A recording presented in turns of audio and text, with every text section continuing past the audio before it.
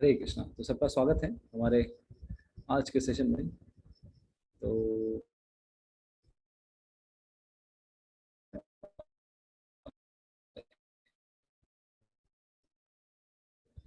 Okay,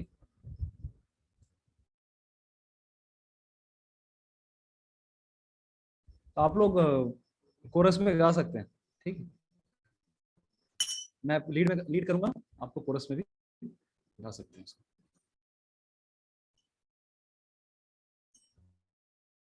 भक्ति विनोद ठाकुर ने ये भक्ति विनोद ठाकुर ने ही ये गीत लिखा है ब्रज की महिमा के बारे में। तो इसमें राम घाट, बलराम जी के बारे में कुछ कुछ चीजें आती हैं मेंशन। इसीलिए आज हम बलराम जी के आविर्भाव तिथि पे वृंदावन को याद करते हुए ये वैष्णव गीत गाएंगे।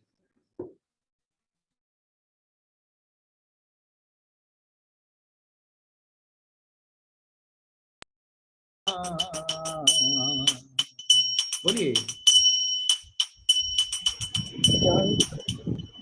जय राधे जय राधे जय कृष्ण जय लाइन इंडिया बोलिए, पार हो गया।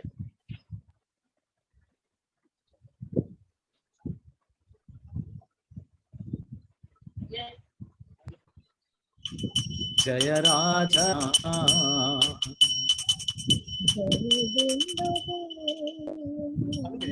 मैं लीड कर रहा हूँ, आपको वो फॉलो करना है। जय राधे जय कृष्ण जय Vrindavan. Okay, let's make it simple. मैं गाता हूँ, आप लोग अपने जगह पे जहाँ पर भी हैं वहीं पे आप लोग फॉलो कीजिए। ठीक है, no need to repeat on mic on Zoom. जहाँ पर भी हैं मैं लीड करूंगा, मैं ही फॉलो कर रहा हूँ। जय राधे जय कृष्णा जय वृंदावन। जय राधे जय कृष्णा जय वृंदावन। श्री गोविंद गोपीनाथ मदन मोहन। श्री गोविंद गोपीनाथ मदन मोहन। श्याम कुंड राधा कुंड गिरि गोवर्धन। श्याम कुंड राधा कुंड गिरि गोवर्धन। कालिंदी जमुना जया जय महावन। कालिंदी जमुना जया जय महावन। केशी घाट वंशी वट द्वादश काना। केशी घाट वंशी वट द्वादश काना।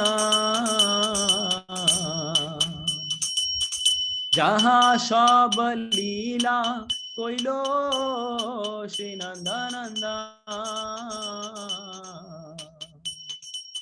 जहाँ सब लीला कोइलो श्री नंदनंदा। श्री नंद यशोदा जय जय गोपगान। श्री नंद यशोदा जय जय गोपगान। श्री दामादि जय जय धेनुवत्सगान।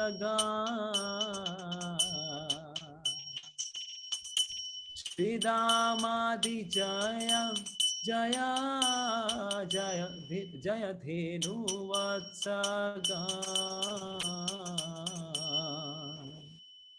जय राधे जय कृष्णा जय वृंदावन, जय राधे जय कृष्ण, जय वृंदावन। श्री गोविंद गोपीनाथ मदन मोहन, श्री गोविंद गोपीनाथ मदन मोहन। जय वृष भानु जय कीर्तिदा सुंदरी, जय वृष भानु जय कीर्तिदा सुंदरी, जय पूर्णमासी जय अभिरनगरी, जय पौर्णमासी जय अभिरनगरी, जय जय गोपीश्वर वृंदावन माछ, जय जय गोपीश्वर वृंदावन माछ, जय जय कृष्ण सखा बटु द्विजराज,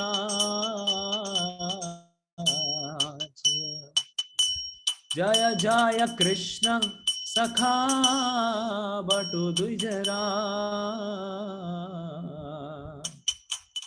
जय राम घाट जय रोहिणी नंदन, जय राम घाट जय रोहिणी नंदन, जय जय वृंदावन वासी जत जान, जय जय वृंदावन वासी जत जान, जय राधे जय कृष्ण जय वृंदावन, जय राधे जय कृष्ण जय वृंदावन। श्री गोविंद गोपीनाथ मदन मोहन, श्री गोविंद गोपीनाथ मदन मोहन, जय द्विज पत्नी जय नाग कन्यागान, जय द्विज पत्नी जय नाग कन्यागान, भक्ति तेज हारा पाइलो गोविंद चरण, भक्ति तेज हारा पाइलो गोविंद चरण, श्रीरास मंडल जय जय राधा श्याम, श्रीरास मंडल जय जय राधा श्याम, जय जय रास लीला सर्व मनोरम, जय जय रास लीला सर्व मनोरम,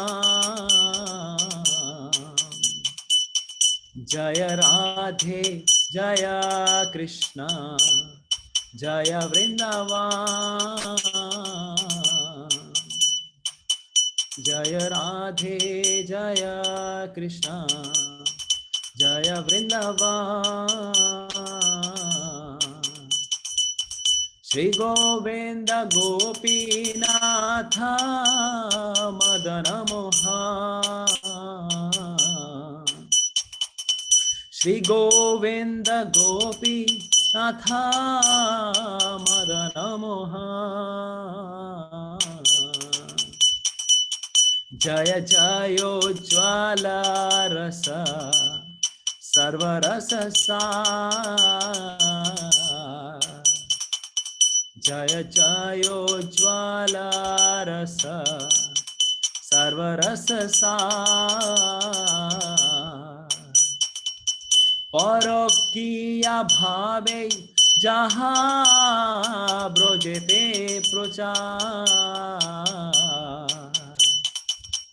परकीया भावे जहाँ ब्रजेते प्रचार, श्री जानव पाद पद्म पुरिया स्मरण, श्री जानव पाद पद्म पुरिया स्मरण, दीना कृष्ण दासे कहे नाम संकीर्तन, दीना कृष्ण दासे कहे नाम संकीर्तन, जय राधे जय कृष्ण जय वृंदावन, श्री गोविंद गोपीनाथ मदन मोहन, हरे कृष्णा कृष्णा कृष्णा हरे हरे, हरे राम राम राम हरे हरे, हरे कृष्णा कृष्णा कृष्णा हरे हरे, हरे राम राम राम हरे हरे, हरे कृष्णा कृष्णा हरे हरे, हरे राम राम राम हरे हरे, हरे कृष्णा कृष्णा हरे हरे, हरे राम राम राम हरे हरे, जय राधे जय कृष्ण जय वृंदावन,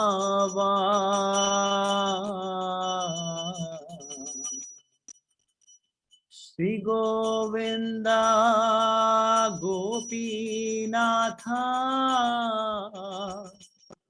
मदन मोहन,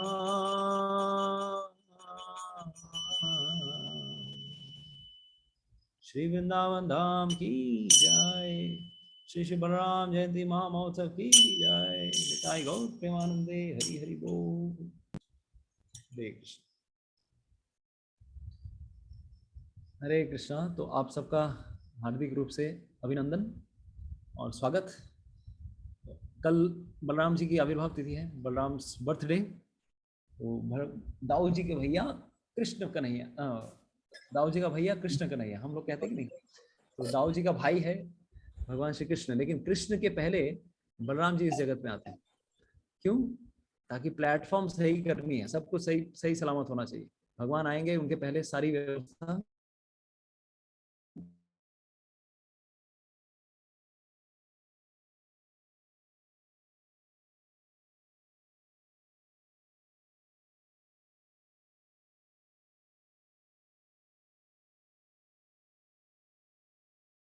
करेंगे। तो क्या करेंगे, बलराम जी का प्रणाम मंत्र हम लोग कोशिश करते हैं। वो रिसाइट करने के लिए, ठीक है। हरे कृष्ण। मेरी आवाज थोड़ी गड़बड़ आ रही है, राइट? सिग्नल अभी डिस्कनेक्ट ठीक आ रही है प्रभु, अभी ठीक आ रही है। अभी ठीक है। चलेगा। हम क्या करेंगे, बलराम जी का प्रणाम मंत्र।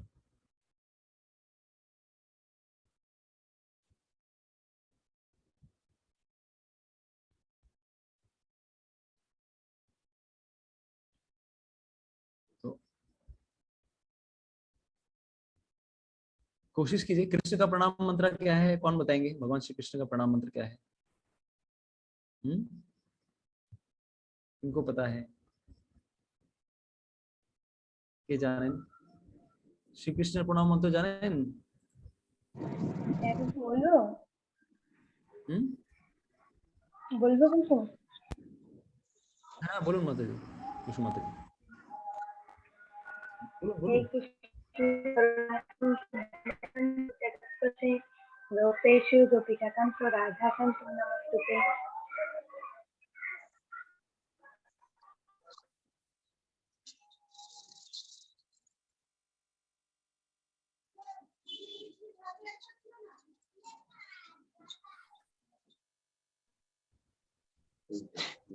हाँ yes, thank you so much. हे कृष्ण करुणा सिंधु दीनबंधु जगतपते गोपेश गोपिकाकांत श्री राधा कांत नमस्तुते। और भी कोई प्रणाम मंत्र है भगवान श्री कृष्ण का, किसी को पता है? नमो ब्राह्मण देवाय गो ब्राह्मण हिताय च जगत हिताय कृष्णाय गोविंदाय नमः। यस, हम लोग जब भोग लगाते हैं ये मंत्र बोलते हैं। तो बलराम जी का प्रणाम मंत्र क्या है, सब लोग रिपीट कीजिए। नमस्ते हलग्राह, नमस्ते हलग्राह, नमस्ते हलग्रा, नमस्ते मूसलायुधा, नमस्ते मूसलायुधा, नमस्ते मूसलायुधा, नमस्ते मूसलायुधा, नमस्ते रे, नमस्ते रेवती कांते, नमस्ते रेवती कांतो, नमस्ते रेवती कांता, नमस्ते रेवती रेवती कांता, कांते, नमस्ते भक्तवत्सला, नमस्ते नमस्ते वत्सला, भक्तवत्सला, नमस्ते भक्तवत्सला, नमस्ते नमस्ते भक्तवत्सला, भक्तवत्सला, नमस्ते बलिनाम श्रेष्ठा, नमस्ते बलराम श्रेष्ठ। बलिनाम श्रेष्ठा, नमस्ते बलिनाम श्रेष्ठा, नमस्ते नमस्ते बलिनाम बलिनाम श्रेष्ठा, श्रेष्ठा, नमस्ते धरणीधरा, नमस्ते नमस्ते धरणीधरा, नमस्ते धरणीधरा, नमस्ते नमस्ते धरणीधरा, प्रलंबारे नमस्तेस्तु, बलंबारे नमस्ते तू, प्रलंबारे नमस्तेस्तु, हमारे नमस्ते तू, त्राहि मां कृष्ण पूर्वजा, इमाम कृष्ण पूर्वजा, त्राहि मां कृष्ण पूर्वजा, इमाम कृष्ण पूर्वजा, नमस्ते हलग्राह, नमस्ते मूसलायुधा, नमस्ते हलग्रा, नमस्ते मूसलायुधा, नमस्ते हलग्राह, नमस्ते मूसलायुधा, नमस्ते नमस्ते होलग्राह, नमस्ते होलग्राह, नमस्ते रेवती कांत, नमस्ते नमस्ते रेवती भक्तवत्सला, कांता, नमस्ते रेवती कांत, भक्तवत्सला, नमस्ते रेवती कांत, नमस्ते नमस्ते भक्तवत्सला, भक्तवत्सला, नमस्ते भक्तवत्सला, नमस्ते भक्तवत्सला, नमस्ते पूरा लाइन बोलूंगा उसके बाद भक्तवत्सला, रिपीट कीजिए, पूरा लाइन बोलूंगा उसके बाद।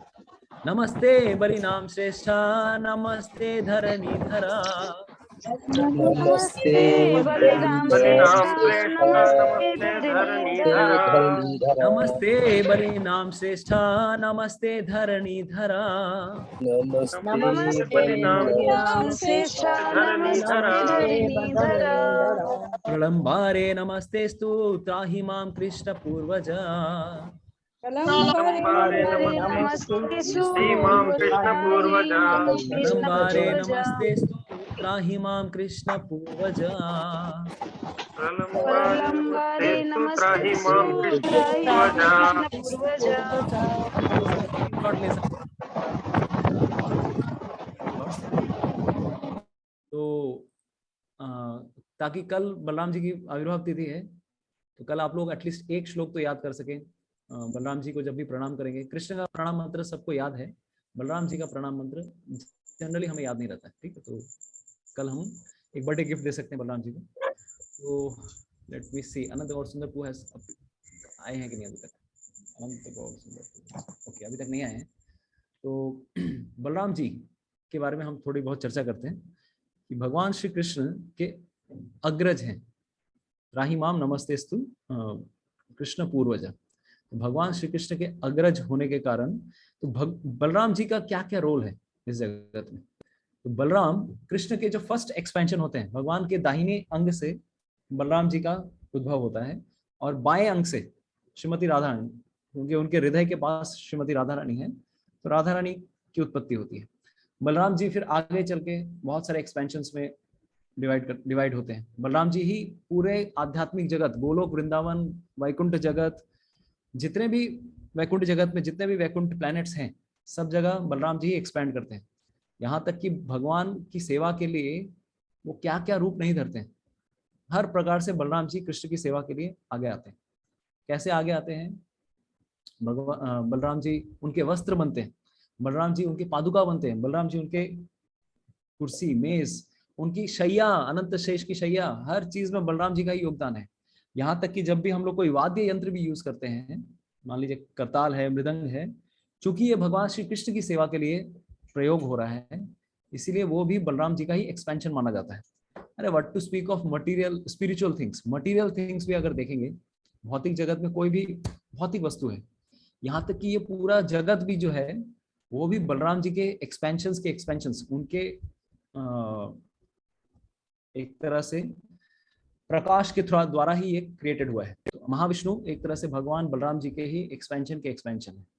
तो किस प्रकार से एक्सपेंशन होता है? भगवान श्री कृष्ण के दाईं ओर से बलराम जी आते हैं और बलराम जी फिर फर्दर एक्सपैंड करते हैं।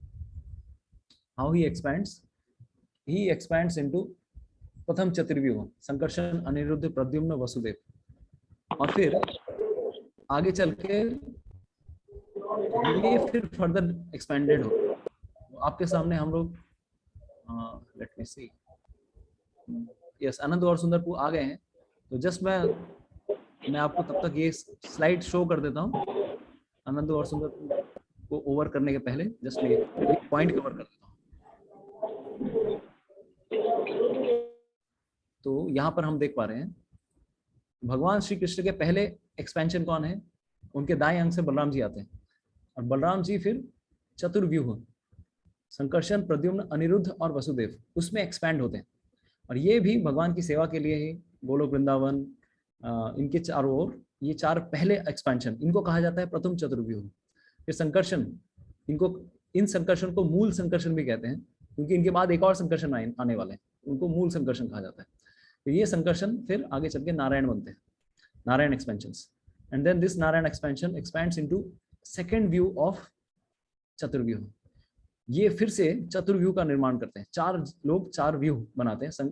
ये संकर्षण जो है यहाँ पर इन्हें कहा जाता है Mahasankarshan, Pradyumna, Aniruddha, Vasudeva, and they get expanded into unlimited forms, अनंत कोटि विष्णु रूपों के में वो एक्सपेंडेड होते हैं। जितने भी वैकुंठ जगत में जितने भी वैकुंठ लोग हैं, वामन देव, कल की अवतार, बुद्ध अवतार, जितने भी अवतार हैं, भगवान कृष्ण के जितने भी धाम हैं, सब इधर से एक्सपेंड होते हैं।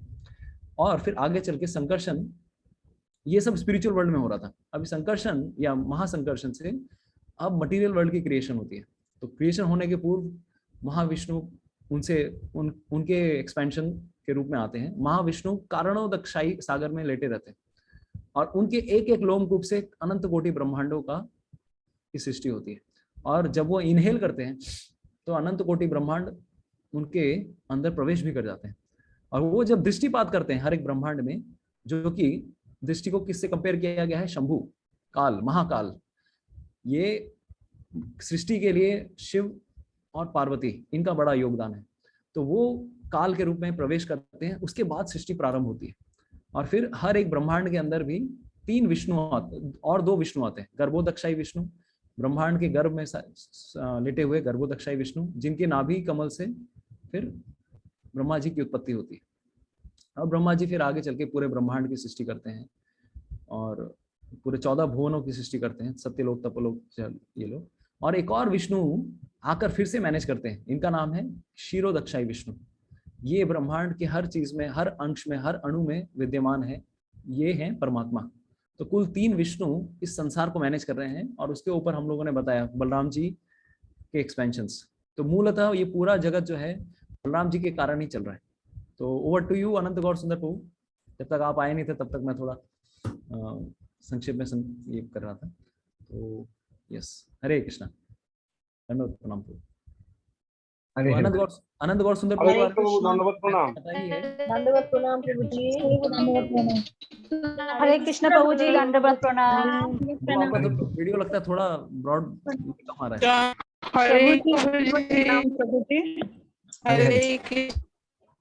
हरी बोल। ओके, तो आनंद गौर सुंदर प्रभु हमारे मंदिर में वरिष्ठ वैष्णव है और IIT खड़गपुर से उन्होंने बीटेक की डिग्री की। साथ ही साथ उनका नासा में भी जॉब लग रहा था। He was going to join NASA, but उन्होंने चूज किया भगवान श्री कृष्ण की सेवा करना। और इसी कारण से हम सब भक्तों का मार्गदर्शन भी हो रहा है। He has done lot of सेवाज इन इस्कॉन कोलकाता। स्पेशली नए भक्तों को ज्वाइनिंग के समय जो भी ट्रेनिंग होती है प्रभु जी के मार्गदर्शन में ही कलकत्ता में होता है, जितने भी ब्रह्मचारी ट्रेनिंग होती है। और साथ ही साथ भक्ति शास्त्री, भक्ति वैभव, शास्त्रिक स्टडीज के जितने भी कोर्सेज हैं, प्रभु जी कितने कोर्सेज तो एवरी डे, हर दिन उनकी कितनी क्लासेस होती रहती हैं, भक्ति शास्त्री, भक्ति वैभव की क्लासेस प्रभु जी कराते रहते हैं। And he has a lot of spiritual knowledge, spiritual depth. आप लोगों ने पहले भी उनसे सुना है, बस जो लोग नए जुड़े हैं उनके बारे में मैं थोड़ा सा आप लोगों को बस बता रहा था। और even I am also taking inspiration from him. He is one of inspiring figures and elder brother to me also in ashram. Lot of inspiration मेरे लिए एक हैं प्रभु जी। तो over to you Anand Gaur Sundar Prabhu. Thank you so much for joining us today. Hare Krishna. Hare Hare. तो हम लोग short prayers कर लेते हैं, क्योंकि ऑलरेडी प्रार्थना कर चुके होंगे सब लोग। तो अपने शुद्धिकरण नहीं हुआ है। ओके। ओम अज्ञानतिमिरन्धस्य ज्ञानाञ्जनशलाकया चक्षुरुन्मिलितं येन तस्मै श्रीगुरुवे नमः। श्रीचैतन्यमनोभीष्टं स्थापितं येन भूतले स्वयं रूपदा मह्यं ददाति सपदान्तिकं। वन्देऽहं श्रीगुरोः श्रीयुतापदकमलं श्रीगुरून् वैष्णवांश्च श्रीरूपं साग्रजातं सहगणा रघुनाथं तं तं सजीवं साद्वैतं सावधूतं परिजनसहितं कृष्णचैतन्यदेवं श्री राधा कृष्ण पादान सगना ललिता श्री विशाखामितांश। नमो विष्णुपदाय कृष्ण पृष्ठाय भूतले श्रीमते भक्ति वेदांत स्वामी नामने। नमस्ते सरस्वते देवे गौरवाणी प्रचारणे निर्विशेष शून्यवादी पाश्चात्य विस्तारणे। वाञ्छाकल्पतरुभ्यश्च कृपा सिन्धुभ्यश्च पतितनां पावनेभ्यो वैष्णवेभ्यो नमो नमः। नमो महावदन्याय कृष्ण प्रेम प्रदायते कृष्णाय कृष्ण चैतन्य नामने गौतम नमः।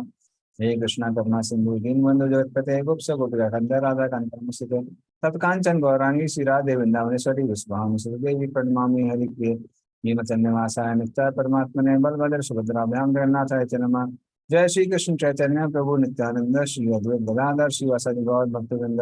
हरे कृष्ण कृष्ण कृष्ण हरे हरे, हरे राम राम राम हरे हरे।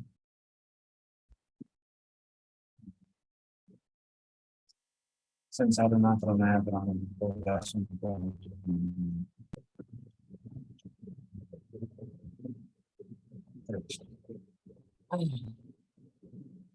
तो हमारे गोविंद घोष ने बोला कि लास्ट ईयर जो कथाएं हमने सुनाई थी वो नहीं सुनानी है, उसका आगे सुनानी है। तो हमको तो याद नहीं है हमने लास्ट ईयर में क्या सुनाया था, लेकिन गोविंद घोष की मेमोरी पावर बहुत तेज है। तो गोविंद घोष ने बताया कि हमने तत्व के बारे में बताया था और वृंदावन की लीलाएं बताई थी। तो इसलिए मैं गोविंद गोस्वामी की मेमोरी पूरा भरोसा है। इसलिए इस बार हम लोग द्वारका लीला पे डिस्कस करेंगे कि बलराम जी ने द्वारका में क्या क्या लीला की। तो एक एक करके लेते हैं। तो पहले हम लोग चालू करते हैं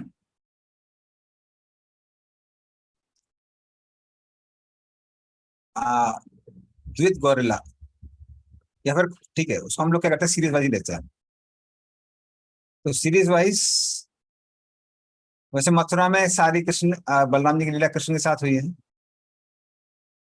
कृष्ण कंस को मारते हैं और बलराम जी फिर उसके बाद में कंस के भाइयों को मारते हैं। तो इस तरह से कहीं ना कहीं बलराम जी का हाथ रहता है। लेकिन जो बलराम जी की एकदम एक्सक्लूसिव पास्ट टाइम है, जहां बलराम जी प्रोमिनेंट है, एकदम खास है, उनके बारे में हम लोग डिस्कस करेंगे।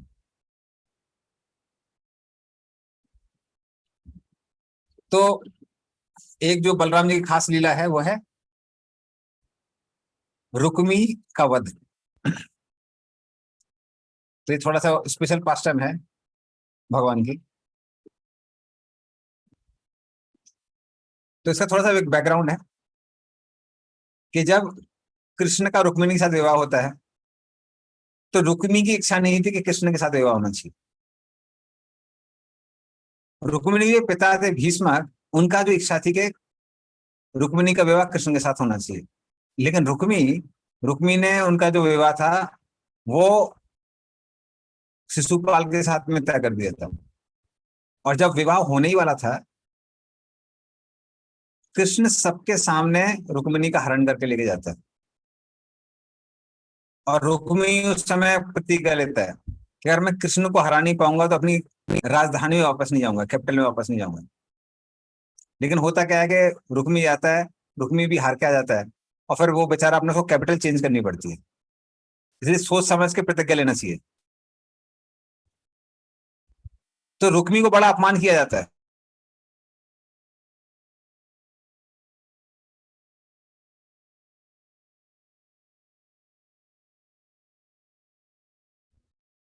हरे कृष्णा प्रभु, सिग्नल आई थिंक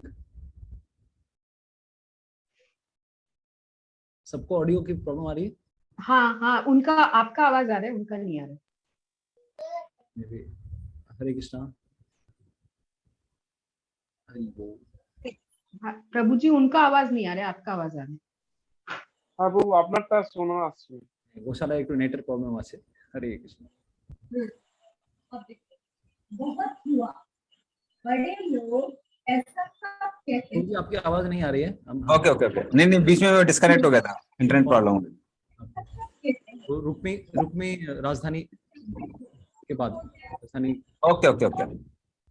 तो रुक्मी को अपनी राजधानी चेंज करनी पड़ती है। किसी और की भी आवाज आ रही है? बहुत हुआ, हाँ अभी ठीक है, राजू लाल जी की आवाज आ रही थी। तो राजधानी चेंज करनी पड़ती है। उसके बाद क्या होता है, मेरी आवाज आ रही है ना? यस प्रभु। हाँ प्रभु जी। यस प्रभु, यस प्रभु। ओके ओके ठीक।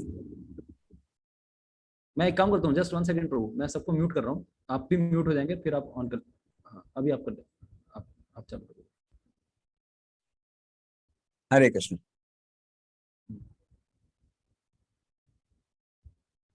अभी मेरी आवाज साफ साफ आ रही होगी? यस प्रभु। ठीक है। तो फिर क्या होता है, फिर रुक्मी को अपनी राजधानी चेंज करनी पड़ती है और बलराम जी उस समय कृष्ण को और रुक्मिणी को काउंसलिंग करते हैं। रुक्मिणी को बोलते देखो शारीरिक चेतना इतनी नहीं होनी चाहिए। तो रुक्मी का अपमान हुआ है पर उसको सीरियसली मत लो। कृष्ण को बोलते हैं देखो ये हमारे रिश्तेदार हैं, इनका ज्यादा अपमान नहीं करना चाहिए। इस तरह से काउंसलिंग करते हैं। और काउंसलिंग करने के बाद में रुक्मी अपनी पौत्री का विवाह अनिरुद्ध के साथ करता है। तो अब देखते हैं उस समय क्या होता है। तो रुक्मी जो अपनी पौत्री जिसका नाम था रोचना, वो अनिरुद्ध को दहेज में देता है। दहेज में मतलब शादी कराता है। लेकिन कृष्ण के प्रति उसके मन में अभी भी घृणा थी। वो अभी भी नहीं भूला था कि किस तरह से उसका अपमान हुआ था।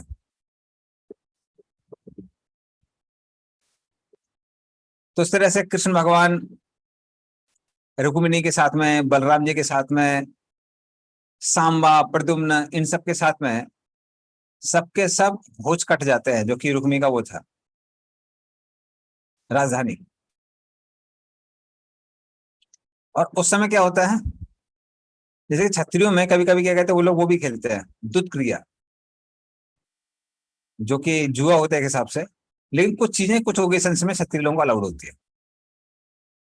तो दुत क्रिया चल रही थी। तो उस समय कलिंग के, जो कलिंग मतलब हमारे उड़ीसा के जो राजा थे, वो रुक्मी को एक आइडिया देते हैं। कहते हैं देखो, युद्ध में तो हम इसे जीत नहीं सकते, बड़ा शक्तिशाली है, लेकिन बलराम जी के बारे में जहां हमने सुना है, उनको 64 खेलने में, 64 बोलते हैं उसको, गेम ऑफ डाइस, उसको खेलने में बहुत एक्सपर्ट नहीं है, लेकिन वो खेलने में बड़ा मजा आता है। तो आप क्या करिए, बलराम जी को बुलाइए, सामने सामने तो हम नहीं हरा सकते युद्ध में, लेकिन कम से कम 64 में तो हरा ही सकते हैं। और जैसे ही रुक्मी बलराम जी को बोलता है, बलराम जी तैयार हो जाता है। बलराम जी कहते हैं ठीक है, हम लोग 64 खेलेंगे। तो पहले वो लोग 100 सोने के सिक्के रखते हैं, फिर 1000 रखते हैं, फिर 10,000 रखते हैं। इन सब में रुक्मी जीत जाता है। और जब वो जीत जाता है, तो जो कलिंगराज थे, वो जोर जोर से दांत दिखा दिखा के हंस रहे थे और बलराम जी का अपमान कर रहे थे। तो बलराम जी को गुस्सा तो बहुत आ रहा था, पर बलराम जी किसी तरीके से सहन कर रहे थे। कहते कोई बात नहीं, ठीक है। फिर रुक्मी ने क्या किया, 1,00,000 सोने के सिक्के रखे, उसमें बलराम जी जीत गए। फिर भी रुक्मी क्या करने लगा, वो जोरों से बोलने लगा, अरे मैं जीता हूं, मैं जीता हूं, मैं जीता हूं। बलराम जी उसमें पूर्णिमा के चांद जैसे दिखाई पड़ रहे थे, सुंदर। लेकिन पूर्णिमा की चांद में आप देखेंगे कभी कभी सूरज से जब होता है, तो पूर्णिमा का चांद भी कैसा होता है, लाल हो जाता है। तो वैसे लाल लाल लोग दिखाई दे रहे थे गुस्से के कारण। फिर भी वो कुछ बोले नहीं, बोले कि ठीक है कोई बात नहीं। फिर बलराम जी ने क्या कहने लगे, उन्होंने 1 करोड़ सोने के सिक्के रखे। फिर बलराम जी जीत गए।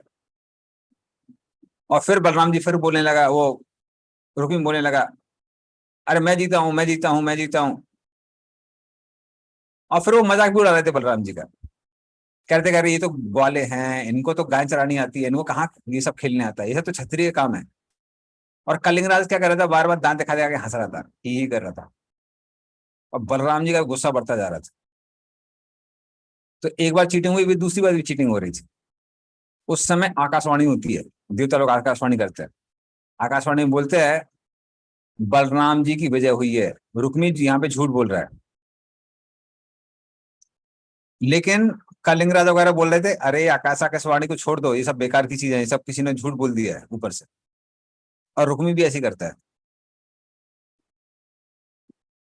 और रुक्मी भी क्या बोलता है, मजाक उड़ाने लगता है बलराम जी का। कहते देखो भाई, तुम लोग ग्वाले हो ना, जाके गाय चराओ यार।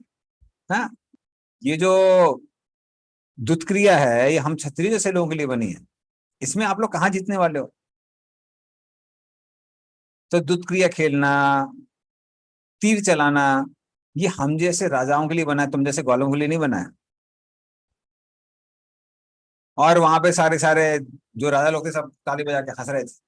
कलिंगराज अपना दांत दिखा दिखा के हंस रहा था। तो वैसे तो मैरिज सेरेमनी चल रही थी, लेकिन बलराम जी को अभी गुस्सा सहन नहीं हो रहा था। तो जैसे ही बलराम जी को का गुस्सा एकदम पार हो गया, बलराम जी ने गदा उठाई और जोर से जाकर रुक्मिणी के सर पे दे मारी। और जैसे ही रुक्मिणी के सर पे गदा मारी, रुक्मिणी का वहीं टाँ फुस, निताय गौर प्रेमानंद, रुक्मिणी वहीं पे रुक्मिणी वध हो गया। और कलिंगराज अपना दांत दिखा दिखा के हंस रहा था, वो समझ गया कि अगला नंबर हमारा है, तो कलिंगराज वहां से भागने लगा। और जैसे ही वो भाग के जा रहा था, बलराम जी ने उसको पकड़ा और एक मुक्का देके उसके पूरी बत्ती से उखाड़ दी। जो दांत वो दिखा देगा हाथ, सारे दांत बाहर आ गए। और फिर बलराम जी ने पकड़े किसी को गदा से यहाँ, कभी वहां, किसी का हाथ पैर तोड़ा, किसी का पैर तोड़ा, किसी का कंधा तोड़ा, किसी की जांग तोड़ी। और जो पूरा मैरिज हॉल था वो थोड़ी देर में मरीज हॉल बन गया। सबके सब मरीज वहां दिखाई दे रहे थे। कुछ मरीज मर भी गए थे रुक्मी जैसे। तो ऐसे छत्रियों में ये सब होता रहता है। लेकिन वही बलराम जी जो पहले सलाह दे रहे थे, गुस्सा होने के बाद में वो दंड भी देते हैं। तो ये गुरु का काम होता है। गुरु क्या करता है? शिक्षा देता है और कभी कभी पनिशमेंट भी देता है। वैसे आजकल करेंगे तो चाइल्ड अब्यूज केस हो जाएगा। तो आजकल लोग को अभी डंडा नहीं मारते गुरु। हम लोग के टाइम में तो बहुत पिटाई होती थी। मेरे को अभी भी याद है, हम लोग का एक टीचर था मैथमेटिक्स का। तो वो क्या करता था, वो 100 में से जितने कम नंबर आए हैं उतना मारता था। तो उसके पास वो बेशरम होती है, अब पता नहीं यहाँ बंगाल में क्या बोलते हैं, बेशरम की लकड़ी होती है स्पेशल। तो उसको लेके पिटाई करता था। मेरे हाईएस्ट मार्क्स आए तो मैंने कभी डंडा खाया नहीं है। बाकी सब लोगों को डंडा पड़ता था। तो एक दिन डंडा मार रहा था, तो एक मेरा फ्रेंड था सतीश, अभी मेरे को नाम याद है उसका। तो वो खड़ा होकर जोरों से हंसने लगा। तो वो जोरों से हंस रहा था और थोड़ी देर में टीचर भी हंसने लगा। तो हमने पूछा, भाई हंस क्यों रहे हैं? चलो पिटाई खाते समय रोते हैं, डरते हैं, तो हंस रहे हो? तो बोला मेरा 1 नंबर आया है। इसलिए टीचर भी हंस रहा था। वो बोला कि वैसे भी 10-15 पता चलते, पता नहीं चलता, सब बराबर हो जाता है, सब सुन हो जाता है वहां पे। तो बलराम जी भी गुरु हैं, आध्यात्मिक गुरु, वैसे भौतिक गुरु नहीं है। तो वो इसलिए रुक्मिणी को पहले शिक्षा दे रहे थे, टॉलरेट कर रहे थे। जब हद के पार हो जाता है तो फिर प्रताड़ना भी देते हैं शिक्षा देने के लिए। वैसे बलराम जी भगवान हैं, जिसको भी मारते हैं तो उसका उद्धार हो जाता है। तो उस तरह से पहले डोली निकलती है, फिर जनाजा निकलता है रुक्मिणी का। लेकिन कृष्ण वहां कुछ नहीं बोलते हैं, क्योंकि कृष्ण को पता था कि अगर वो रुक्मिणी के फेवर में बोलेंगे तो बलराम जी गुस्सा हो जाएंगे। और अगर मान लीजिए वो रुक्मिणी के साइड से बोलते हैं, हाँ रुक्मिणी की साइड से बोलेंगे तो बलराम जी गुस्सा हो जाएंगे। और अगर बलराम जी को कुछ बोलते हैं आपने ऐसा क्यों कर दिया, तो फिर क्या होगा? फिर रुक्मिणी गुस्सा हो जाएगी। तो इसलिए कृष्ण शांत रहे वहां पर। कभी कभी होता है आदमियों के साथ ऐसा हालत होती है, सास को कोई झगड़ा होता है, सास के साइड से बोलेंगे तो वाइफ गुस्सा हो जाएगी, वाइफ के साइड से बोलेंगे तो सास गुस्सा हो जाएगी। तो बेचारा शांत रहता है। इसलिए बोलता हूँ मृदंग जैसा बन जाता है, एक साइड से वाइफ पीटती है, दूसरी तरफ से सास पीटती है। तो कृष्ण के साथ भी ऐसा ही था, कृष्ण लिए शांत रहे और फिर उसके बाद उन दोनों की शादी हो गई। तो ये एक लीला है जो बलराम जी करते हैं। फिर बलराम जी की और भी बहुत सी लीला है। एक और बलराम जी की लीला होती है जब वो वृंदावन जाते हैं। तो कृष्ण सारे ब्रजवासियों को बोल के गए थे कि हम आ जाएंगे, परसों आ जाएंगे, जल्दी आ जाएंगे। लेकिन कृष्ण इतने सालों तक आए नहीं। डेली डेली ब्रजवासी क्या करते थे, डेली अपने घर में झाड़ू लगाते थे, पानी छिड़क के मिट्टी को बैठा देते, रंगोली बना देते, सारी गोपियां दही मंथन करके रखती थी। इस आस्था के साथ आज कृष्ण साथ आएंगे। कृष्ण नहीं आते हैं, उद्धव को भेजते हैं, और उद्धव भी जाते हैं, वो एश्योरेंस देके बोलते हैं आप लोग चिंता मत करिए, कृष्ण दिल्ली आएंगे। फिर भी कृष्ण कई सालों तक नहीं आते। कृष्ण को लग रहा था कि इस तरह से हम लोग उनको प्रतीक्षा कराएंगे तो शायद वो हमारे विरह में मर जाएंगे। कृष्ण क्या करते हैं, कृष्ण फिर बलराम जी को भेजते हैं। और बलराम जी वहां पर, जैसे कृष्ण की कुछ गोपियां हैं, बलराम जी की गोपियां हैं, तो बलराम जी भी उनके साथ में रासलीला करते हैं। और जब वो रासलीला कर रहे थे तो उस समय एक, उसको मदरा नहीं बोलेंगे, उसको बोलते हैं वारुणी। तो वारुणी पी रहे थे। वारुणी शहद से बनती है, जो एकदम गाढ़ा शहद होता है, डिस्टिल्ड हनी बोलते हैं इसको, उससे वारुणी बनती है। और वारुणी पीने के कारण उसमें थोड़ा सा नशा आता है वारुणी से। सबकी जो आंखें थी एकदम लाल थी, बलराम जी की आंखें तो बहुत लाल थी, और लग रहा था वो नशे में। तो उस समय बलराम जी यमुना से कहते हैं कि आप यहाँ पर आओ। अभी जो कालिंदी थी वहां पे, वो उनको लगता है कि कालिंदी यमुना का दूसरा नाम है, कि पता नहीं जाना चाहिए कि नहीं जाना चाहिए। लगता है बलराम जी नशे में है।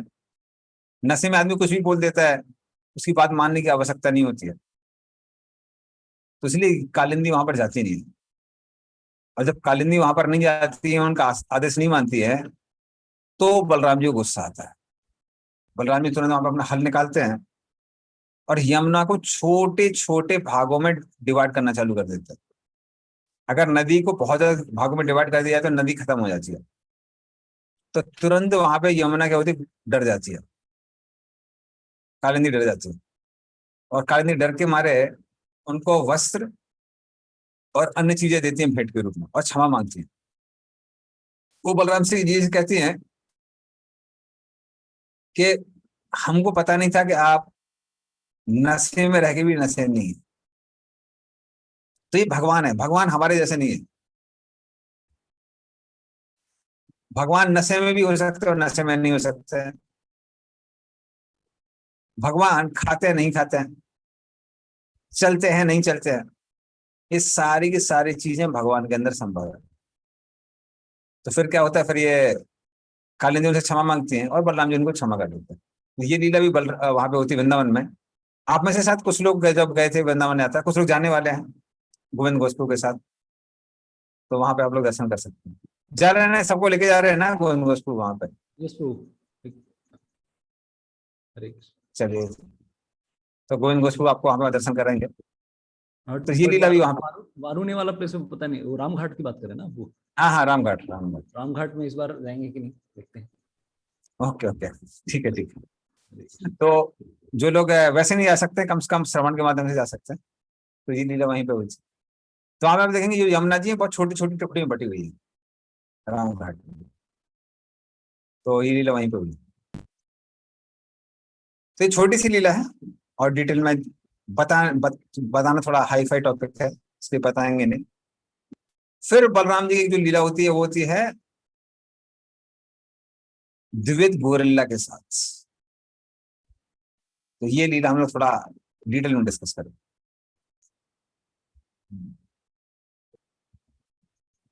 तो ये जो द्विविध था, इसका द्विविध और मैनद,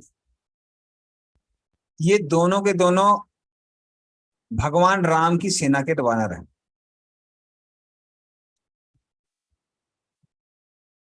और इन्होंने भगवान राम की बहुत सेवा की है। तो जो लगभग 7 जो बंदर थे, बड़े बड़े बड़े प्रसिद्ध थे भगवान राम की सेना में, उसमें से द्विविध और मैनद भी आते हैं। बल्कि उनकी पर्सनल सेवा ऐसी थी कि वो भगवान राम जब भी जाते थे वो छत्र लेके खड़े रहते थे भगवान राम की सेवा करने के लिए।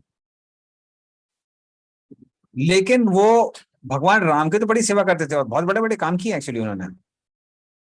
तो अंगद, सुग्रीव, जामवंत ना, उसी तरह द्विविध और मैनद,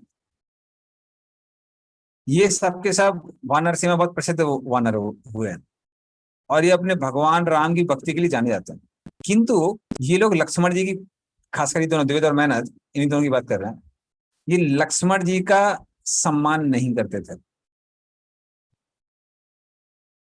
तो इसलिए आपने कई बार लोगों को देखा होगा, कुछ लोग बोलते हैं हमारा भगवान से डायरेक्ट कनेक्शन है, हमारा गुरु से उतना कुछ लेना देना नहीं है, हम हैं कृष्ण, ये कौन बीच में गुरु आ रहा है, साइड में हटाओ उसको।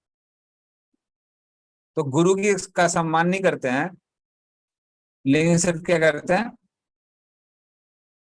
भगवान से डायरेक्ट कनेक्शन मानने की कोशिश करते हैं।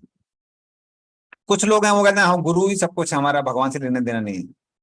तो दोनों ही गलत है। इसलिए श्वेतसार उपनिषद में एक श्लोक आता है, यस्य देवे परा भक्तिर तथा देवे तथा गुरो तस्यैव कथिता ही अर्था प्रकाशन्ते महात्मना। यस्य देवे तथा भक्तिर तथा देवे तथा गुरु, तो जो जिसकी भगवान में और गुरु में दोनों में श्रद्धा है, तस्यैव कथिता ही अर्था प्रकाशन्ते महात्मना, तो उस व्यक्ति के हृदय में ज्ञान का प्रकाश होता है। तो ज्ञान प्रकाश कब होता है? जब दोनों से कनेक्शन है। किससे कनेक्शन है? गुरु से भी कनेक्शन है और भगवान से भी कनेक्शन। तो ये लोग यही गड़बड़ कर रहे थे। लक्ष्मण जी, बलराम जी, जो भी बलराम जी का तत्व है, नित्यानंद प्रभु, ये सब के सब कौन है? ये गुरु तत्व है। बलराम जी को तो आदि गुरु कहते हैं। तो ये लोग क्या कर रहे थे? भगवान राम की बड़ी पूजा करते थे पर लक्ष्मण जी का सम्मान नहीं करते थे। इसी अपराध के कारण क्या हुआ, जब भगवान राम भगवत धाम वापस गए, इनको लेके नहीं गए। इनको बोले कि आप यहीं पे रह के सेवा करिए, इनके माध्यम से सबक सिखाने के लिए। और बाद में नरकासुर का संग करने के कारण, नरकासुर भगवान का बेटा है। नरकासुर का नाम है, दूसरा नाम है भौमासुर। वो वराहदेव और भूदेवी का बेटा है। तो जब वराहदेव ने भूदेवी की ओर दृष्टिपात किया तो नरकासुर पैदा हुआ। लेकिन ये जो नरकासुर, इसका पहले नाम भौमासुर था, ये जो बाणासुर बाकी असुरों के संग में ये डिग्रेड हो गया, ये राक्षस बन गया। और इसके संग में द्विविद और मैनद भी क्या हो जाते हैं, उनके अंदर भी राक्षसी प्रवृत्ति आ जाती है। तो कहाँ वो लोग जिन्होंने राक्षसों के साथ युद्ध करके भगवान राम को विजय दिलाई है, भगवान की पर्सनल एसोसिएट रहे हैं, लेकिन गुरु का अपमान करने के कारण क्या होता है, इन लोगों का भी पतन हो जाता है। और पतन होने के कारण क्या होता है, अभी द्विविद और मैनद ये दोनों के दोनों गलत काम करने लगते हैं। तो खासकर जब भगवान कृष्ण नरकासुर का वध कर देते हैं, उसका बदला निकालने के लिए द्विविद क्या करता है, जो खासकर अनर्थ था। तो अनर्थ एक्चुअली स्टेट का नाम है, प्रदेश है, और वहां की राजधानी है द्वारका। जैसे हमारा बंगाल है और कलकत्ता है, उससे अनर्थ जो है वो प्रदेश है और उसकी राजधानी है द्वारका। तो वो अनर्थ के आसपास जो जमीन था, जमीन को खराब कर दिया करता था। जैसे खासकर अगर जमीन में नमक का पानी डाल देते हैं समुद्र का, तो खराब हो जाती है। तो वो खराब कर दिया करता था। शहर को जलाना, गांव को जलाना, जो माइनिंग प्लेस है उनको खत्म कर देना, गौशाला को खत्म कर देना, ये सारे साल गलत गलत काम किया करता था। बल्कि बहुत सारे जो पहाड़ हैं, वो पहाड़ों को भी तोड़ के फेंक दिया करता था। और आसपास के जो राज्य हैं अनर्थ के आसपास, सब जगह उसने विध्वंस मचा के रखा हुआ था। हाँ, क्योंकि वो नरकासुर के वध का बदला लेना चाह रहा था। उसको लग रहा था कृष्ण ने उनको मारा है, मैं उसका बदला लूंगा। एक बार वो समुद्र में गया और उसके हाथों में 10,000 हाथियों का बल था। तो उसने क्या किया, वो जब समुद्र किनारे गया तो अपने हाथों से बड़ी बड़ी लहरें बनाने लगा। अब सोच सकते 10,000 हाथियों का बल, उसकी वजह से इतनी ऊंची ऊंची लहरें उठने लगी कि आसपास के बहुत सारे जो क्षेत्र थे वो पानी में डूब गए। सिंगल आदमी ने सुनामी कर दिया पूरा। तो इतना शक्तिशाली था।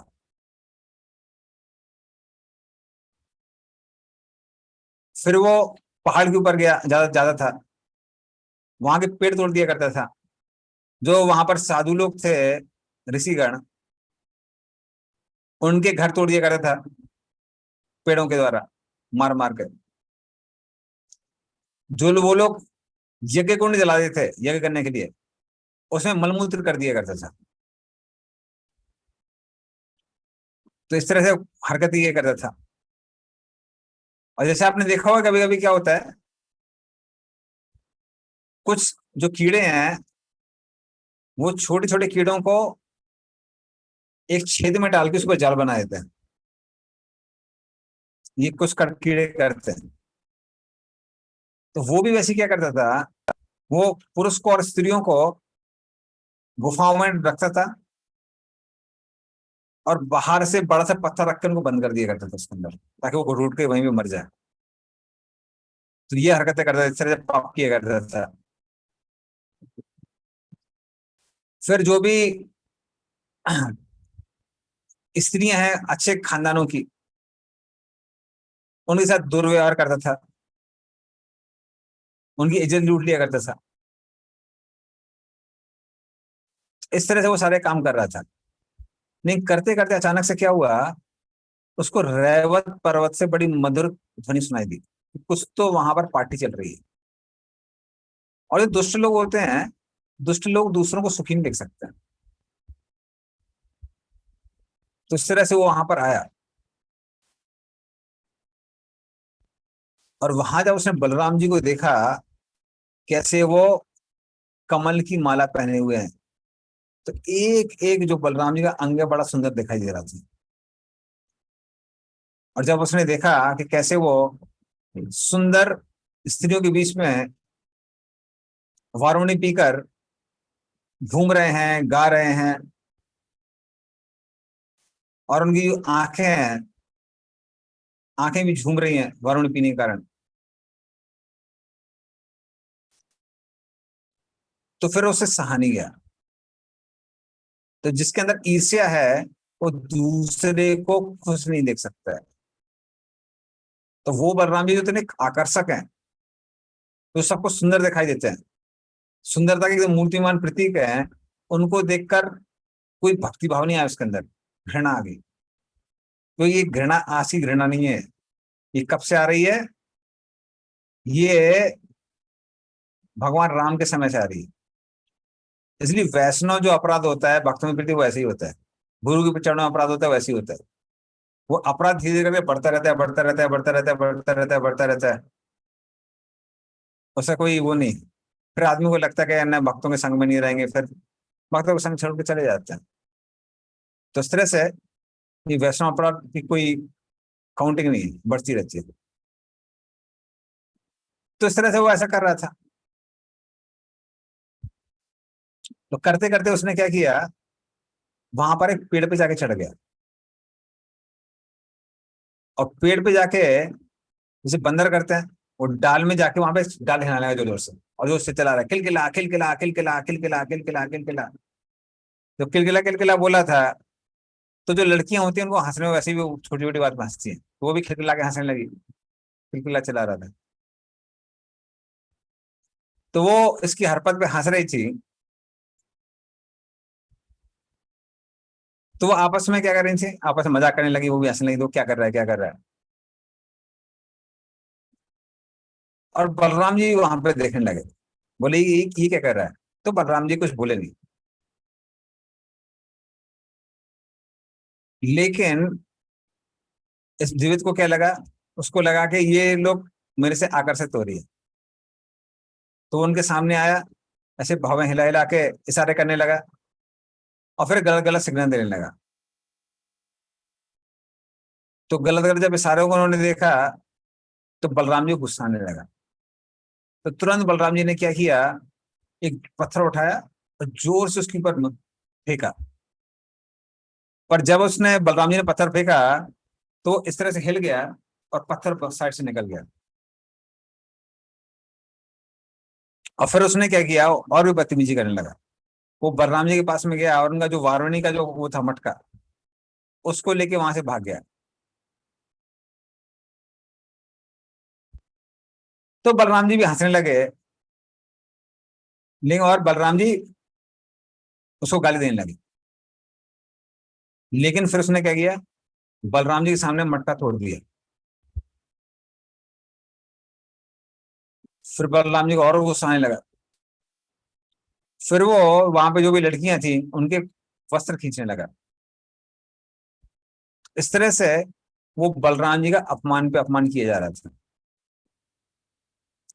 फिर बलराम जी ने बोला अब तो बहुत हो गया, अब नहीं उसको सहन करेंगे। हाँ, और बलराम जी को पहले से पता था कि आसपास के राजाओं ने क्या क्या विध्वंस किया है, कितने लोगों को परेशान किया है। तो तुरंत बलराम जी ने अपने 2 अस्त्र उठाए वहां पर। बलराम जी कौन से 2 अस्त्र हैं, किसी को पता है?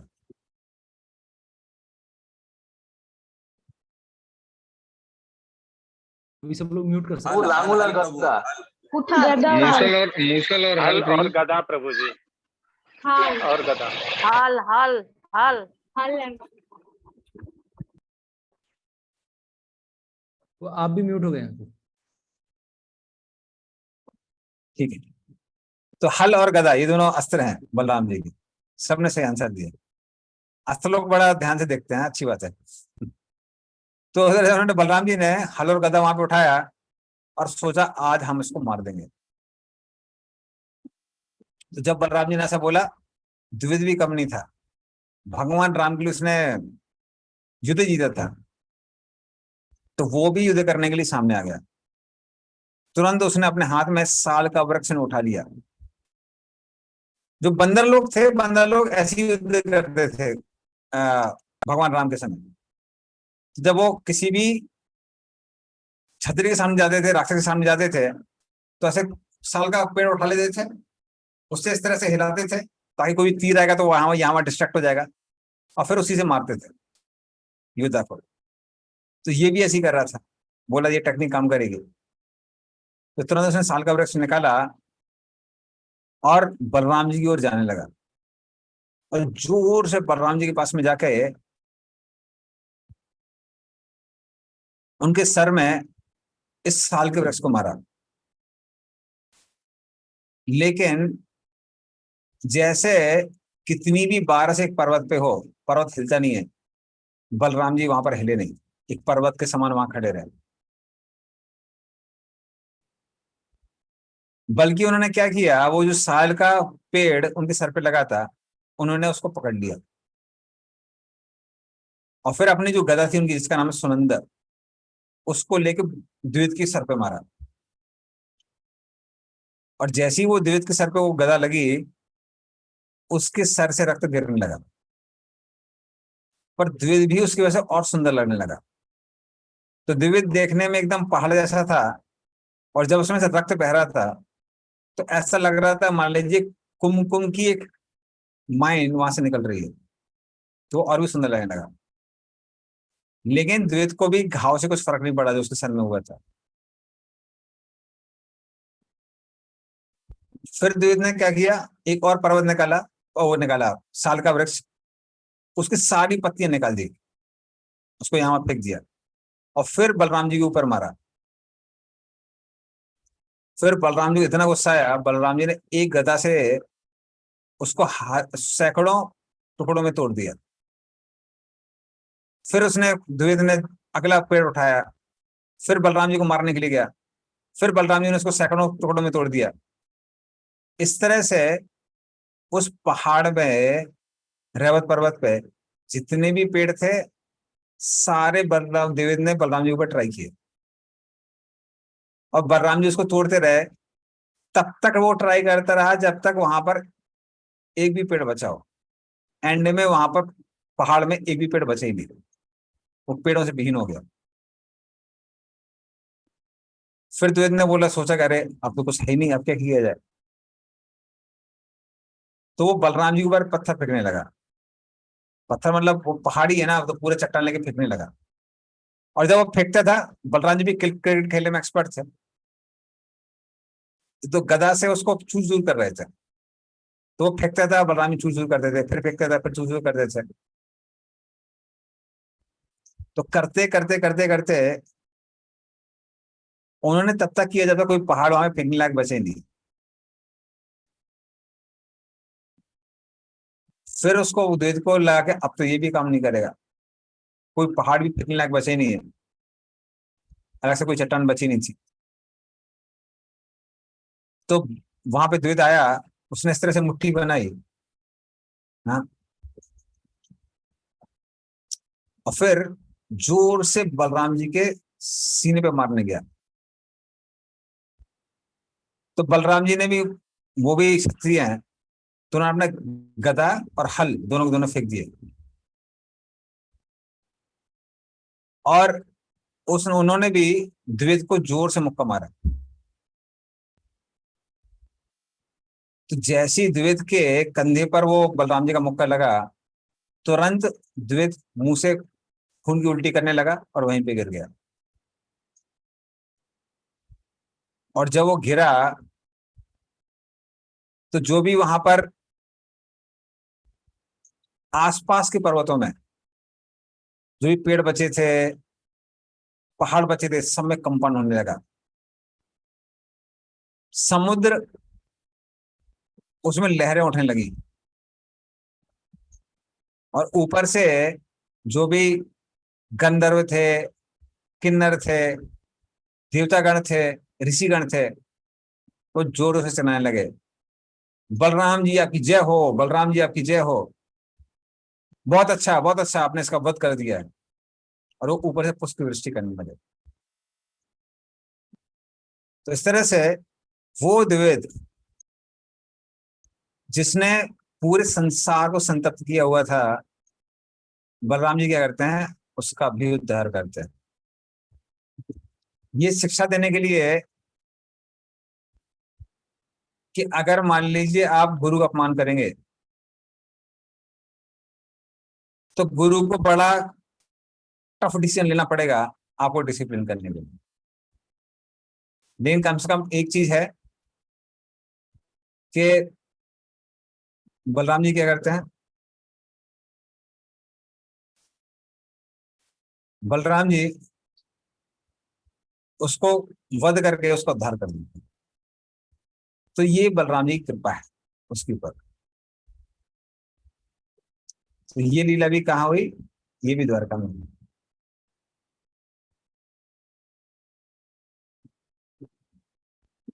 फिर बलराम जी की और भी लीला है, जो लेकिन कुछ एक्सक्लूसिव लीला भी हम लोग एक और लेते हैं,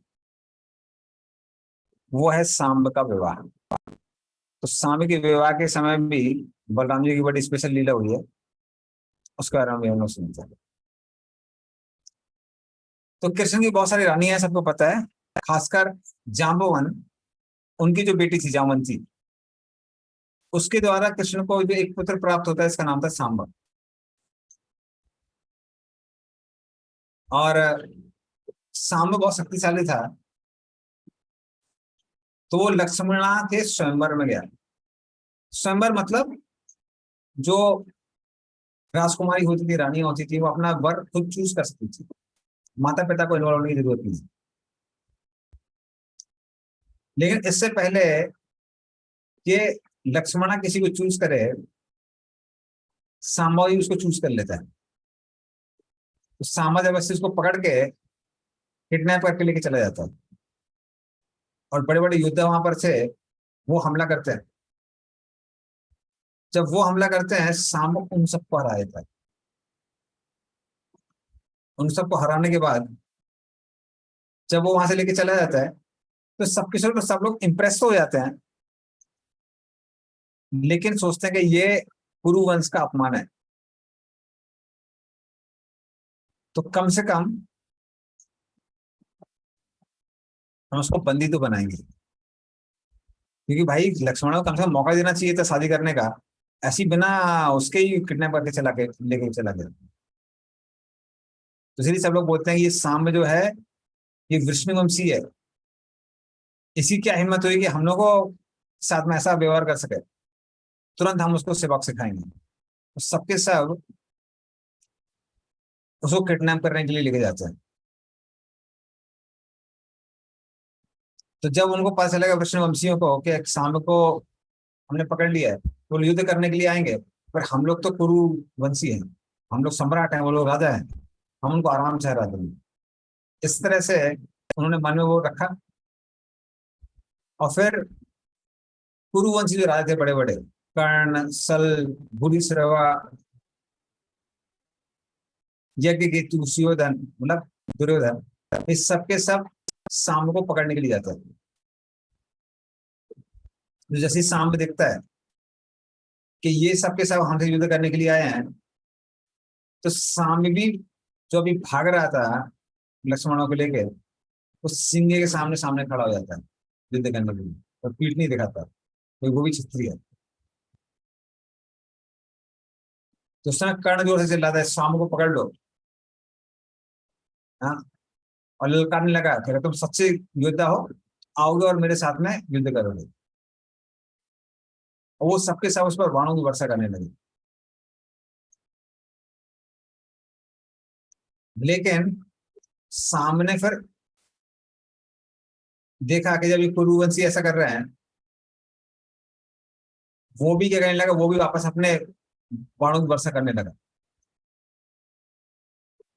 बल्कि 6 जो योद्धा थे कर्ण के साथ, कर्णों को मिला के, वो एक साथ सामने के साथ युद्ध कर रहे थे।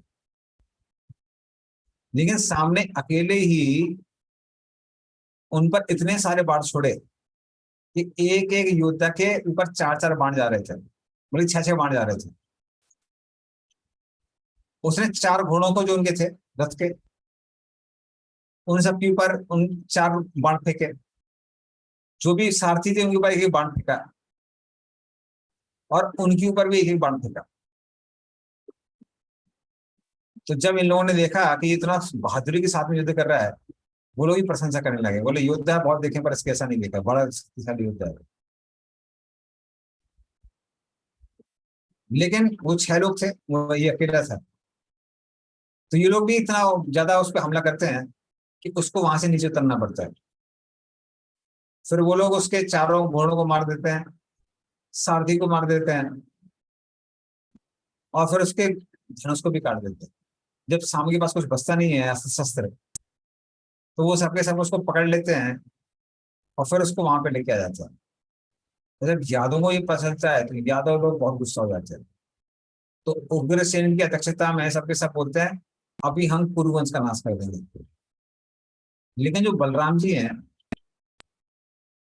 बलराम जी, हाँ, लक्ष्मणा किसकी पुत्री है? लक्ष्मणा दुर्योधन की पुत्री है। दुर्योधन की बेटी थी, उसका नाम है लक्ष्मण। तो बलराम जी को पता चलता है, बलराम जी दुर्योधन के वो हैं, गुरु हैं। तो बलराम जी बोलते हैं देखो भाई, दुर्योधन हमारा चेला है, और हम लोग जो है हम लोग रिश्तेदार हैं, तो रिश्तेदारों को ही युद्ध करने की आवश्यकता नहीं है ना। तो ये यहाँ पे विष्णुवंशी सारा कवा ववा से लेके धनुष लेके सब तैयार थे। बलराम जी को बोलते हैं शांत हो जाइए। वो बोलते हैं हम बात करेंगे, बातचीत करके सबको सुलझा लेंगे, आप हमको कुछ मौका तो दीजिए सब सुलझाने के लिए। तो अपने रथ पर सवार होकर बलराम जी वहां पर जाते हैं, और जब जाते हैं तो वो सूर्य के समान तेजस्वी दिखाई दे रहे थे। ऐसा लग रहा था कि सारे ग्रह नक्षत्रों के बीच में चंद्रमा चल रहा है। और वो सबके सब वहां हस्तिनापुर में पहुंचते हैं, और हस्तिनापुर के बाहर एक जो उद्यान था, गार्डन, वहां पे सबके सब रुके हुए थे।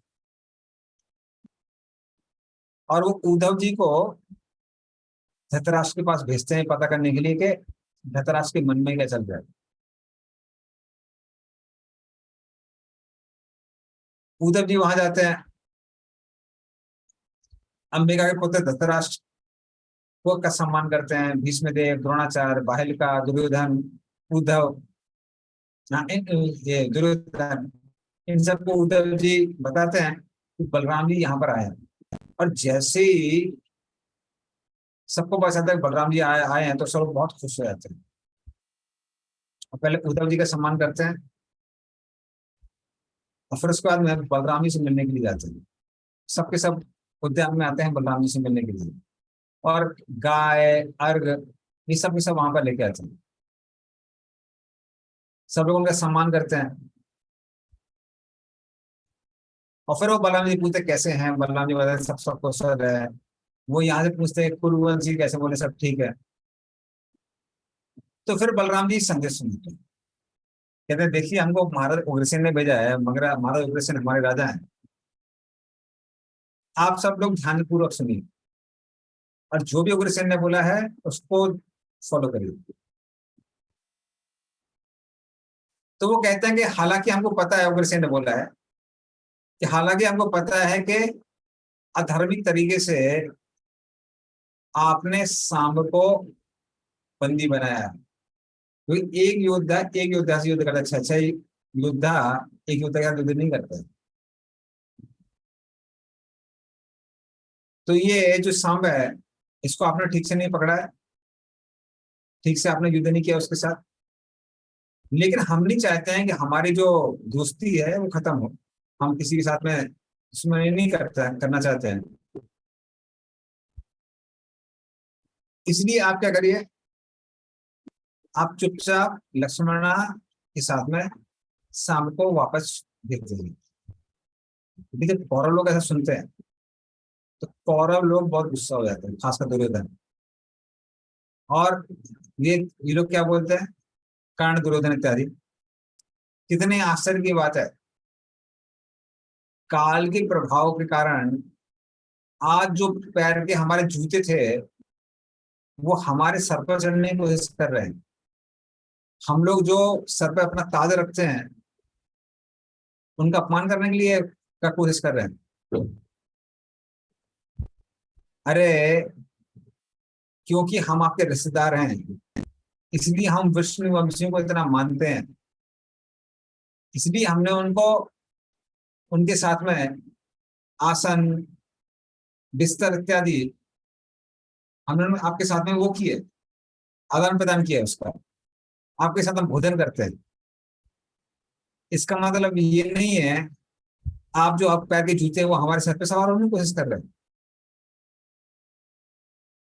हमारी कृपा के कारण आप लोग चामर, शंख, छत्र, ताज, बिस्तर इन सब का आनंद ले पा रहे हैं।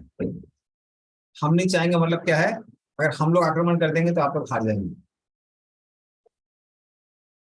लेकिन आपने जैसा भी हमारा अपमान किया है तो यदुवंशियों, हम आपको ये सब जो राजाओं की जो चीजें हैं, छत्र इत्यादि, उसका इस्तेमाल नहीं करने देंगे। अरे हमने आपको इस्तेमाल करने दिया, लेकिन अब आप हमारे खिलाफ बोल रहे हैं। आप लोग तो सर्प की तरह हैं, जिसको दूध पिला जाए तो उस पर क्या होता है, उसका विष बढ़ जाता है। तो क्या आप लोग निर्लज्ज हो गए हैं जो हमको ही बोल रहे हैं कि लक्ष्मणा और उसको छोड़ दीजिए? अरे हम किसी की सुनने वाले थोड़े ना है, बल्कि आपको हमारी सुननी पड़ेगी। अरे आपको पता है भीष्म देव, द्रोणाचार्य, अर्जुन जैसे बड़े बड़े शक्तिशाली गुरु हुए हैं जिनसे इंद्र भी डरता है, तो हमको आदेश देने की हिम्मत कैसे आपकी हुई? इस तरह से जो कुरुवंशी लोग थे, राजा थे, ऐसा उल्टा सीधा बोल के वहां से चले जाते। तो वहां पे हमारे आचार्य लोग बताते हैं वहां पे पांडव लोग नहीं थे क्योंकि वो भगवान के भक्त, भीष्म देव नहीं थे जो भगवान के भक्त थे, पर बाकी जो कुरुवंशी हैं वो ऐसा बोल रहे थे।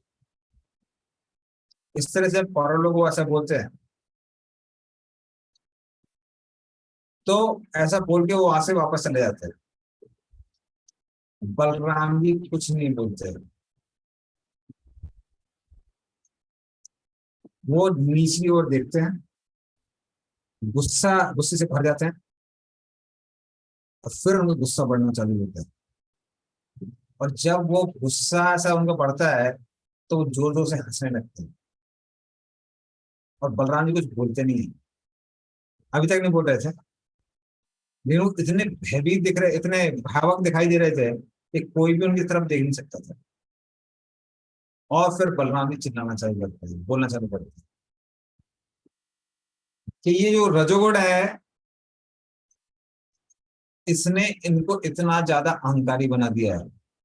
इन लोगों को शांति नहीं चाहिए, इनको दंड चाहिए। जैसे एक जानवर वो सिर्फ लकड़ी की भाषा सुनता है, कहते हैं ना बातों के भूत, लातों के भूत बातों से नहीं मानते, वो लाठी मारनी पड़ती है। अब मैं उनको डिसिप्लिन करूंगा। तो मैं तो बड़े आराम से किसी तरह से जो यदुवंशी हैं उनको शांत करा के यहाँ पर आया था, जबकि कृष्ण ही बहुत गुस्सा थे, उनको भी शांत करा के आया था। मैं सोच रहा था मैं यहाँ पे इन कौरवों के साथ में शांति दूत बन के संधि करूंगा, पर ये लोग तो एक नंबर के गधे, इनके पास दिमाग नहीं। इन लोगों को युद्ध करने में बड़ा मजा आता है। हाँ, तो इस तरह से इन्होंने मेरा अपमान किया है, मेरे सामने कठोर शब्द बोले हैं। तो जब बलराम जी का उन्होंने सम्मान किया था, कठोर शब्द किसके खिलाफ बोले थे? कृष्ण के खिलाफ बोले थे। लेकिन बलराम जी को यहाँ कैसा लग रहा था कि उनकी विरुद्ध ही कठोर शब्द बोले जा रहे हैं। तो जब कृष्ण का अपमान होता है, गुरु क्या लगता है मेरा ही अपमान हो रहा है। इसलिए जो मायावादी होते हैं वो बोलते हैं भगवान की आंख नहीं है, दांत नहीं है, हाथ नहीं है। तो हमारे भक्त लोग कई बार गुस्सा हो जाते हैं, तो लोग बोलते हैं गुस्सा क्यों हो रहा है, आप तो साधु हैं, शांत रहना चाहिए। जब कृष्ण का अपमान होता है, भगवान का अपमान होता है, भक्तों को भी बहुत दुख होता है। तो इसलिए बलराम जी को बड़ा दुख हो रहा था। तो बलराम जी बोलती मेरा अपमान है। अरे उग्रसेन तो भोज कृष्ण और अंधक के राजा हैं, अरे उनकी आज्ञा का पालन तो इंद्र भी करता है। तो बड़े बड़े देवतागण इसकी आज्ञा का पालन करते हैं, वो लोग क्या बोल रहे हैं? वो बोल रहे हैं कि पैर की जूती है। अरे कृष्ण जो देवताओं की सुधर्मा सभा को यहाँ पे नीचे लेके आए हैं अपने आनंद के लिए, पारिजात वृक्ष को देवताओं से छीन कर लेके आए हैं। तो ये लोग क्या बोल रहे हैं कि वो सिंहासन में बैठने के लायक नहीं है। अरे जो भाग्य की देवी है लक्ष्मी, उमा, खासकर लक्ष्मी जी, वो निरंतर कृष्ण के चरणों की सेवा करती हैं। और ये लोग क्या है जो मर्त लोग के राजा हैं, ये क्या समझ रहे हैं कि ये सब कृष्ण उन्हीं कृपा से एंजॉय कर रहे हैं, उन्हीं कृपा से उसका आनंद ले रहे हैं, भोग कर रहे हैं।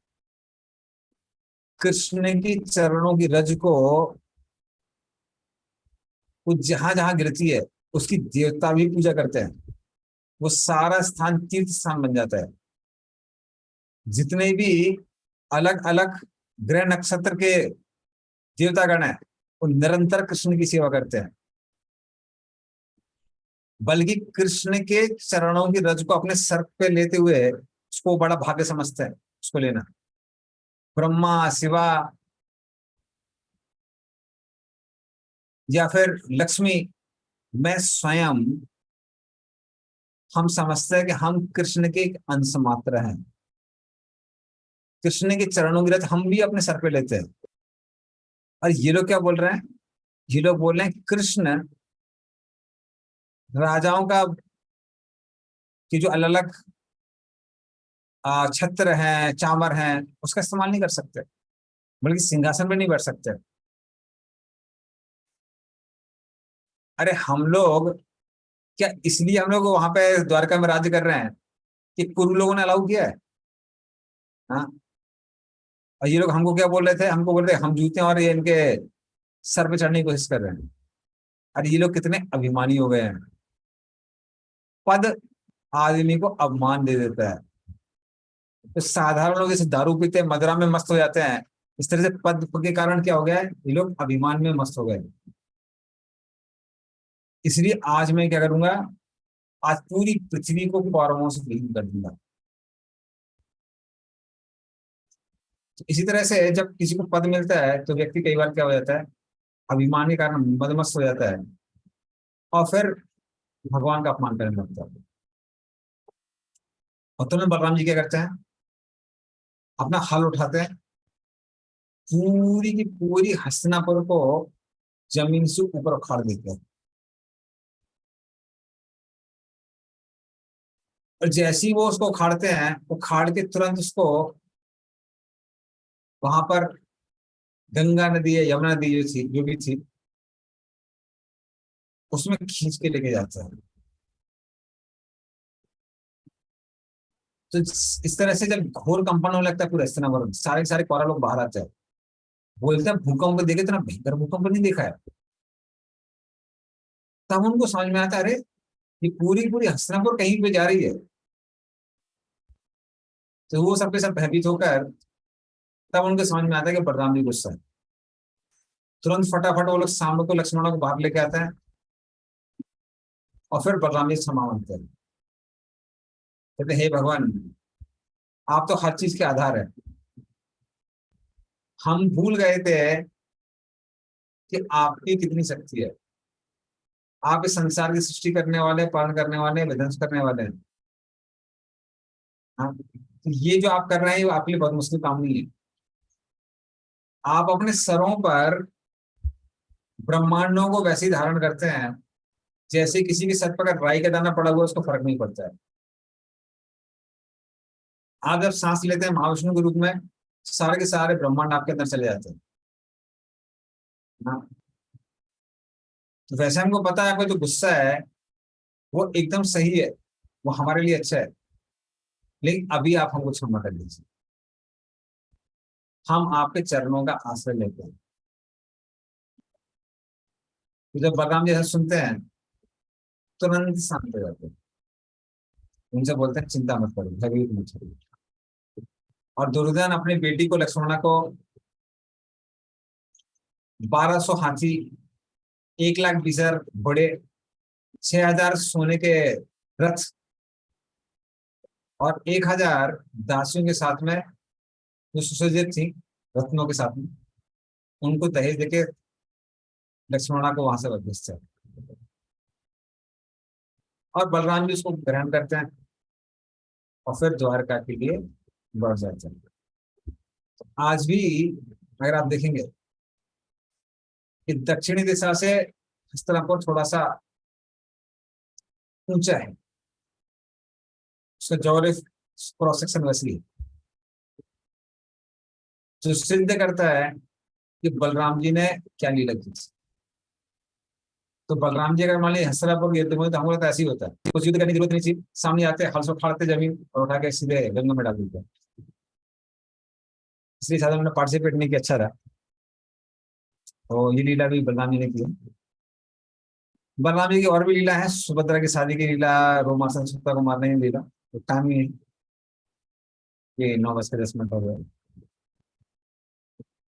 तो हम लोग शायद उसको फिर नेक्स्ट ईयर भी कर देंगे, बोलेंगे उसको। हरी बोल, हरे कृष्ण। तो कल बलराम जयंती है, तो इस तरह से बलराम जी के आश्रय लेके हम गुरु का आश्रय ले सकते हैं, वो आदि गुरु हैं। और उनकी कृपा से तो बलराम जी के हाथ में 2 चीजें होती है, हल और गदा। गदा से वो क्या करते हैं, हमारा जो कठोर हृदय है उसको नम्र बनाते हैं, पाउडर करते हैं, और हल के माध्यम से फिर क्या करते हैं, फिर उसको खरोचते हैं उसकी। तो जब जमीन की मिट्टी अच्छी हो जाती है, नरम हो जाती है, हल से उसके अंदर क्या होता है, जुताई हो जाती है, तो फिर जो भक्ति रत्न बीज जो गिरता है वो क्या होता है, आराम से उग सकता है। ये दोनों काम जो है हम बलराम जी के पास होते हैं, तो हम बलराम जी से प्रार्थना कर सकते हैं, तो हमारे अंदर के जो असुर है उसको भी अपने गदा से और हल से मार के हमको भक्ति लता बीज को बढ़ाने का मौका दें। तो सब तो समान यहाँ पे विराम करते हैं।